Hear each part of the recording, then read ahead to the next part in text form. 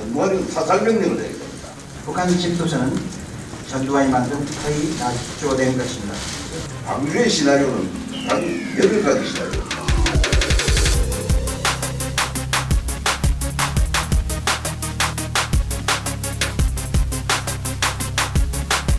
오늘은 이 자리에서 제가 광주에서 직접 보고한 사항만을 말씀드리겠습니다. 먼저 북한 특수본에 관한 침투설입니다. 북한 침투설은 전두환이 만든 거의 낙조된 것입니다. 북한 600명이 광주 갔다는 주장은 미국의 정보망이 완전히 뚫렸다는 얘기나 마찬가지입니다. 그러나 당시 한반도 상공에는 두 대의 군사첩보 이상이 떠 있었습니다. 고고도 적어도 두 대의 위성이 북한과 광주를 집중적으로 정찰했습니다. 북한군 600명이 미군의 첨단 감시망을 펴서 들어오는 건 불가능합니다. 이건 제가 직접 작성한 보고서입니다. 일명 편의라고 불리는 시민 행세를 하던 사법부인들이 실제로 존재했습니다. 이들은 5월 20일 중 K-57 광주 비행장으로 왔습니다.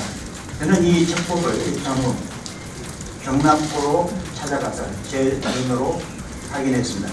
나이는 20 혹은 30대 젊은이들이었고 짧은 머리에 일부는 가발을 썼었습니다. 얼굴은 새카맣게 걸려서 있었고 그 중에는 거지처럼 넉마를 걸쳐 있는 사람도 있었습니다. 이들을 광주로 보낸 사람은 바로 전두환의 모함사령부였고 전두환은 21일 점심시간 전으로 K-57 광주 제일비행장에 왔습니다. 당시 헬기를 타고 왔습니다. 오자마자 K-57 비행단장실에서 회의를 열었습니다. 이들은 모두 4명이 회의를 했습니다. 이 사건은 움직일 수 없는 사실입니다. 여기까지가 제가 보고한 내용입니다. 이들이 무슨 얘기를 나눴는지는 저는 모릅니다. 하지만 오후 1시 5층 앞에서 집단 사살이 이루어졌고 이런 것들을 감안하면 전두환의 방문 목적은 바로 사살 명령이었다고 생각이 듭니다. 그래서 그 회의에서 사살 명령이 전달됐다고 하는 것이 저희 합리적인 추정입니다. 저는 그 80년 당시에 보안사령부 고위 금명관의 책임을 맡고 있었던 48년생 거장환입니다. 지금까지 여러분들은 광주 문제를 해결하는 방안을 그 당시 군의 특성상의 G라인 큰 틀에서만 광주 문제를 조명해왔습니다. 그런데 광주의 시나리오는 단 8가지 시나리오입니다. 24일이라고 추정됩니다. 그때 제가 그 광주 시내 외근을 하고 있는데 급히 비대를 하라 하는 전화 연락이 왔어요. 제가 대기를 하고 있으니까 전화가 왔어요. 주변에 아무도 접근시키지 마라. 그리고 그 전화를 제가 단독으로 받았습니다. 상방교전 사건이라고 아시죠?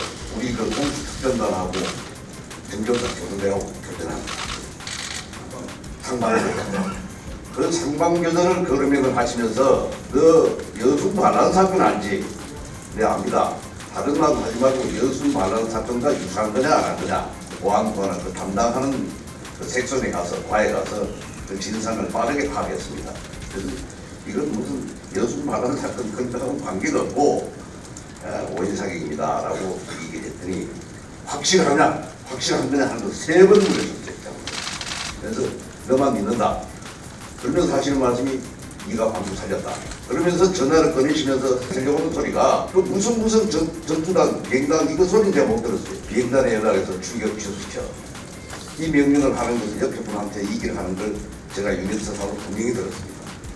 지금까지 그 전두환 씨가 사격 명령권자다. 전두환 씨는 절대 발포 명령권자가 아닙니다. 그 모든 그 문헌에 보면 전두환이가 발포 명령을 했다 하는데 발포 명령을 나는 하지 않았다는 그 말이 맞습니다. 그 사격은 제가 직접 목도를 했습니다. 앉아서 자세에서 사격은 절대 자유력 구사가 아닙니다. 사살입니다. 전두환은 사살 명령을 내린 겁니다. 발포 명령을 내린 겁니다.